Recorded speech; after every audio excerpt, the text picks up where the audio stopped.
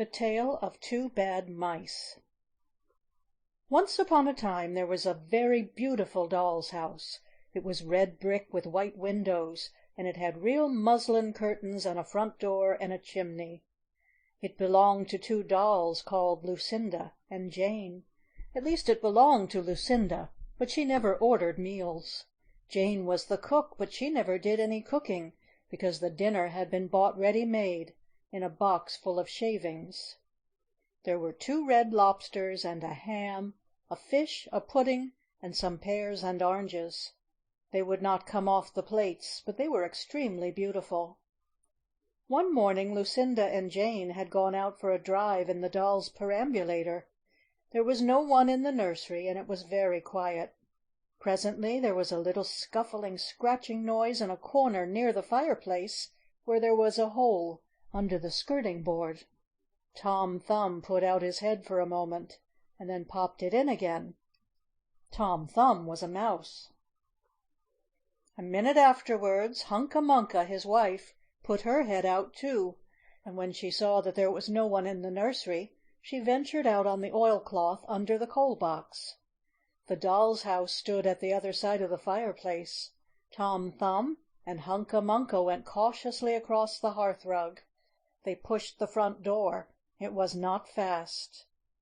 Tom Thumb and Hunca Munca went upstairs and peeped into the dining room. Then they squeaked with joy. Such a lovely dinner was laid out upon the table. There were tin spoons, and lead knives and forks, and two dolly chairs, all so convenient. Tom Thumb set to work at once to carve the ham. It was a beautiful shiny yellow streaked with red. The knife crumpled up and hurt him. He put his finger in his mouth. "It is not boiled enough. It is hard. You have a try, Hunca Munca." Hunca Munca stood up in her chair and chopped at the ham with another lead knife. "It's as hard as the hams at the cheesemonger's," said Hunca Munca. The ham broke off the plate with a jerk and rolled under the table.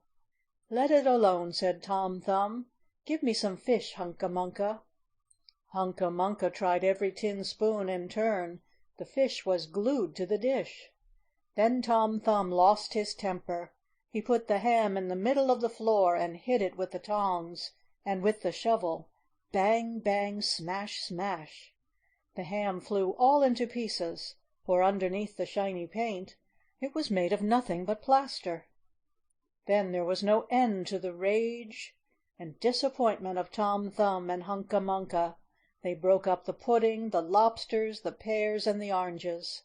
As the fish would not come off the plate, they put it into the red-hot, crinkly paper fire in the kitchen, but it would not burn either.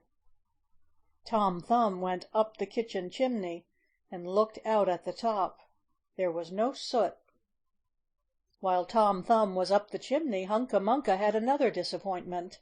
She found some tiny canisters upon the dresser, labeled rice, coffee, sago, but when she turned them upside down there was nothing inside except red and blue beads. Then those mice set to work to do all the mischief they could, especially Tom Thumb. He took Jane's clothes out of the chest of drawers in her bedroom, and he threw them out of the top floor window. But Hunca Munca had a frugal mind. After pulling half the feathers out of Lucinda's bolster, she remembered that she herself was in want of a feather bed. With Tom Thumb's assistance, she carried the bolster downstairs and across the hearth rug. It was difficult to squeeze the bolster into the mouse hole, but they managed it somehow. Then Hunca Munca went back and fetched a chair, a bookcase, a bird cage, and several small odds and ends. The bookcase and the bird cage refused to go into the mouse hole. Hunca Munca left them behind the coal box and went to fetch a cradle. Hunca Munca was just returning with another chair when suddenly there was a noise of talking outside upon the landing.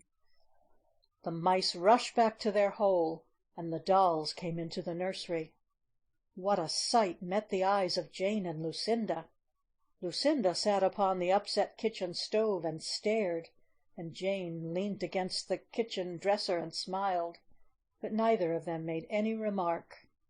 The bookcase and the bird cage were rescued from under the coal box, but Hunca Munca has got the cradle and some of Lucinda's clothes. She also has some useful pots and pans, and several other things.